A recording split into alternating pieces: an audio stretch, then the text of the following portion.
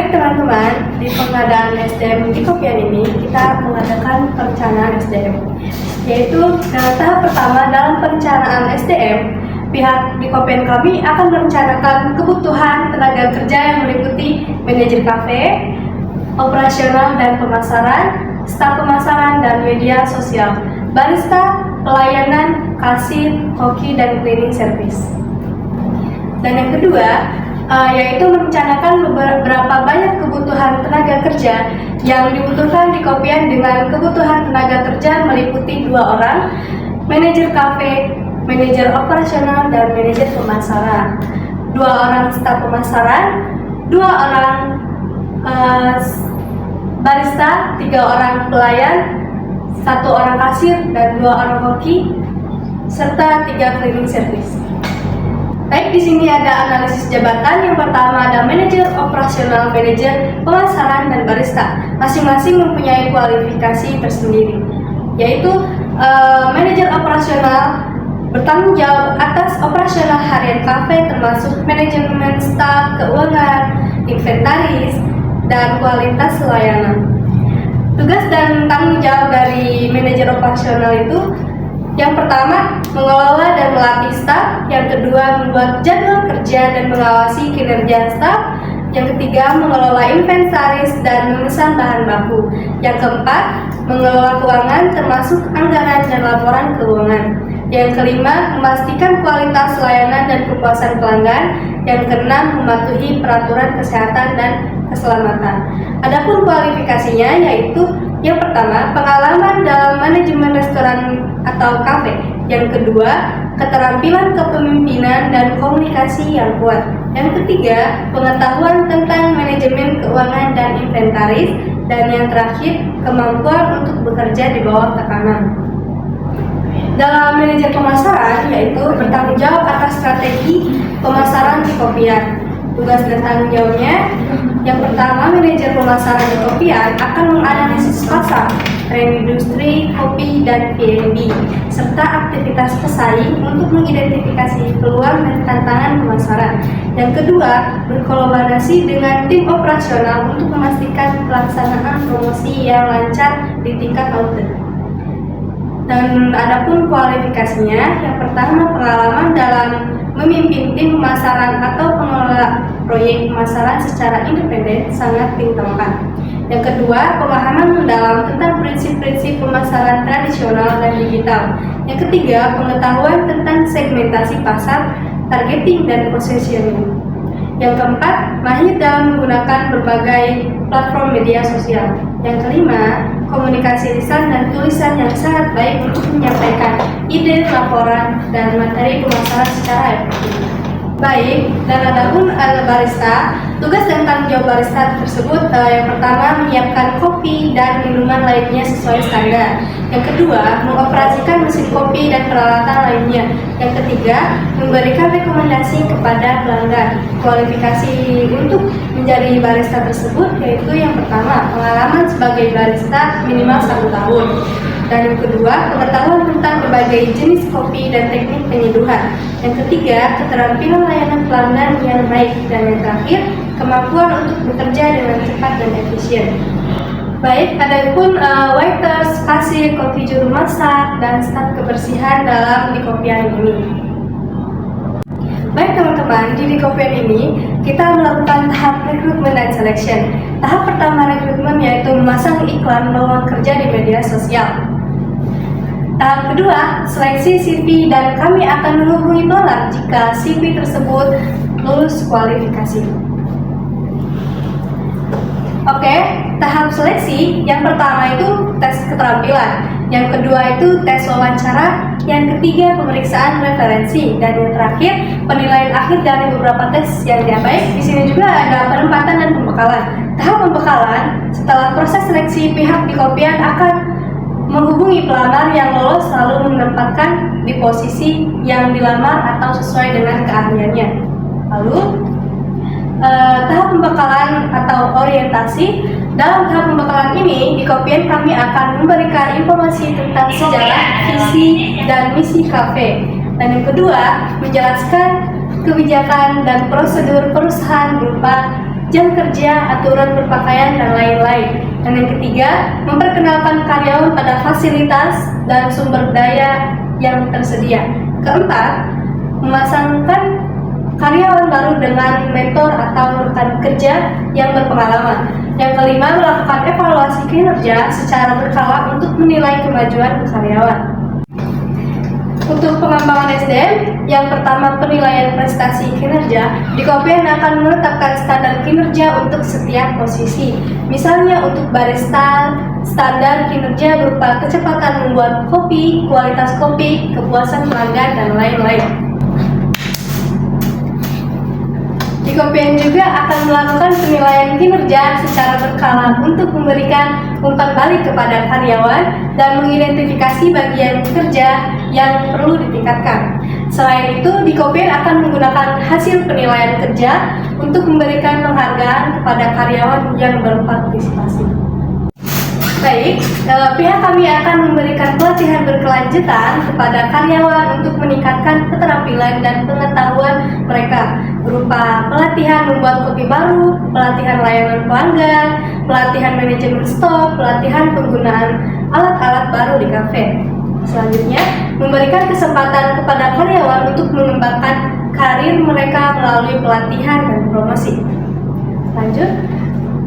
Pengembangan karir di Kopian ini akan membuat jalur karir yang jelas bagi karyawan. Misalnya, pelayanan dapat dipromosikan menjadi kepala pelayan, lalu kemudian menjadi manajer kafe. Oke, selanjutnya yaitu masalah kompensasi. Nah, pihak di Kopian kami memberikan beberapa kompensasi kepada para karyawan. Nah, kompensasi ini terdiri atas dua jenis, yaitu kompensasi secara finansial secara langsung dan juga kompensasi finansial secara tidak langsung. Nah, yang pertama yaitu kompensasi finansial secara langsung. Yang pertama yaitu ada gaji pokok. Nah, gaji pokok ini akan kami bayarkan kepada para karyawan setiap bulannya. Lalu yang kedua yaitu bonus.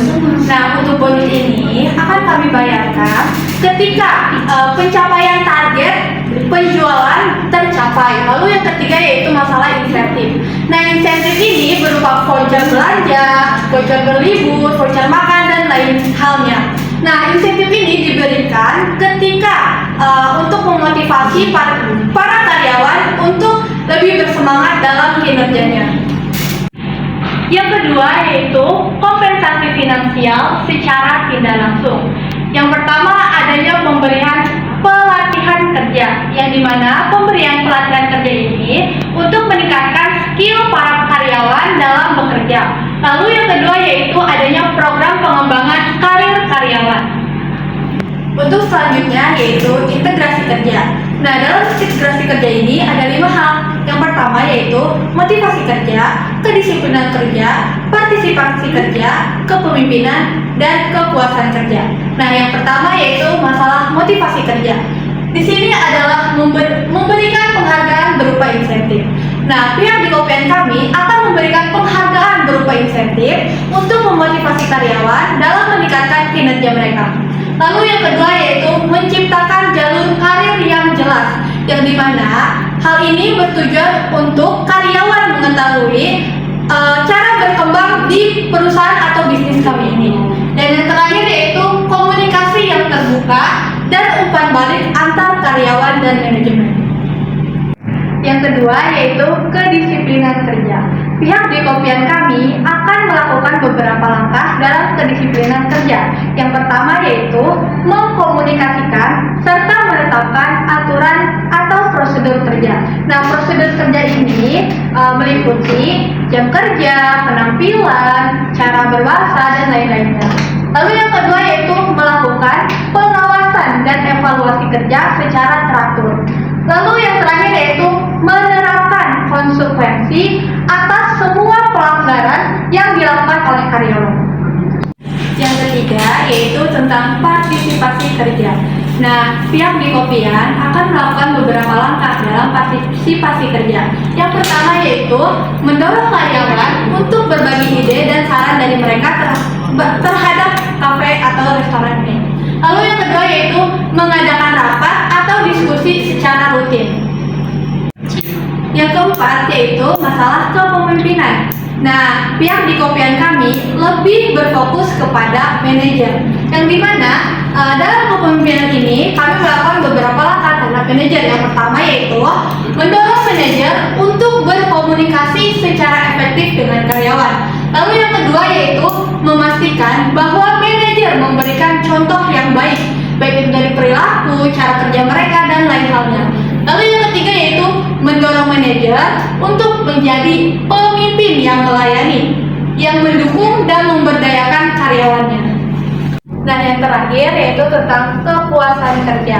Nah, ada beberapa langkah yang di Kopian lakukan untuk memberikan kepuasan kerja kepada karyawan. Yang pertama yaitu memperhatikan kondisi kerja karyawan, baik itu kondisi kesehatannya maupun kondisi mentalnya. Nah, yang kedua yaitu memberikan pengakuan dan penghargaan atas kinerja karyawan yang baik. Dan yang terakhir yaitu menciptakan lingkungan kerja yang positif. Selanjutnya ada pemeliharaan SDM. Ada kesehatan dan keselamatan kerja. Dalam hal mencegah kecelakaan kerja, di Kopian akan melakukan beberapa langkah antisipasi, yaitu menyediakan sarung tangan tahan panas untuk menangani oven, mesin kopi, dan peralatan panas lainnya.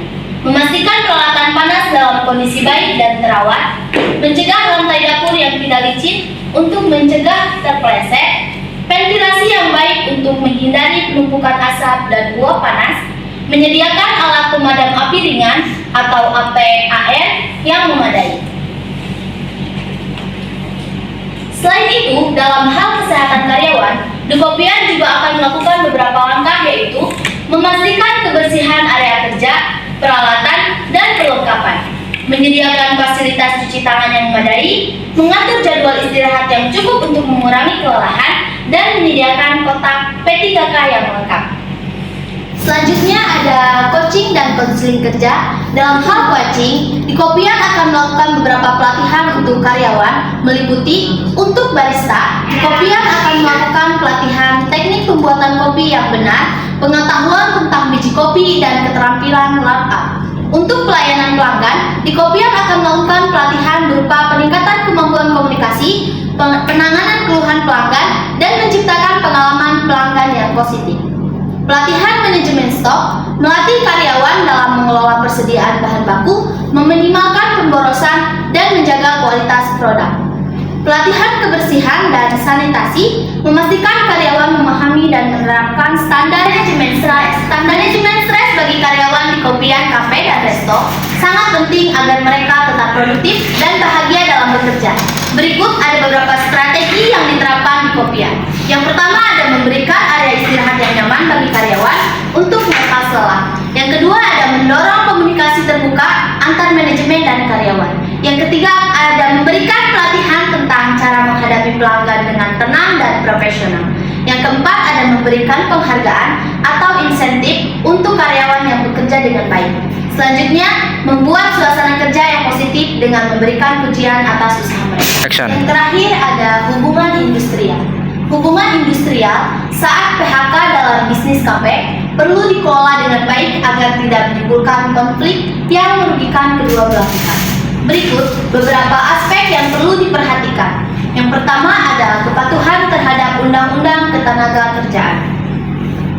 PHK dalam bisnis kafe harus sesuai dengan aturan dalam Undang-Undang Nomor 13 Tahun 2003 tentang Ketenagakerjaan dan UU Cipta Kerja Nomor 11 Tahun 2020 yang mengatur alasan sah PHK seperti efisiensi, penutupan usaha, atau pekerja melakukan pelanggaran berat.